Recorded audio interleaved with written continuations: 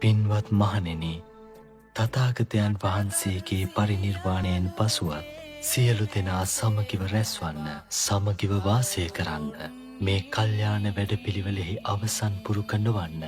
පින්වත් මහණෙනි, මේ ශික්ෂාපදයන්ට, ප්‍රතිපදාවන්ට ගෞරව කරන්න.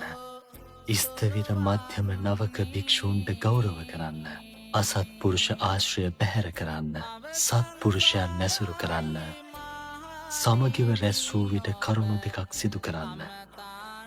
ධර්මය සාකච්ඡා කරන්න, නැත්නම් ආර්ය නිශ්ශබ්දතාවය සුරකින්න. පින්වත් මහණෙනි, මේ ශාසනයේ භික්ෂුව දෙතිස් කතාවෙන් වැළකී යුතුයි. දස කතාවෙන් යුක්ත විය යුතුයි. ලාමක ආශාවන්ගෙන් බැහැර විය යුතුයි. ඉහළ මාර්ගඵල අවබෝධ කිරීමට අධිෂ්ඨානයෙන් සහ නුවණින් යුතුව වීර්ය කළ යුතුයි. පින්වත් මහණෙනි, අකුසල් වලින් මිදෙන්න සිල් ගුණදම් පුරමින් සත්තිස් බෝධිපාක්ෂික ධර්මයන් ප්‍රගුණ කරන්න.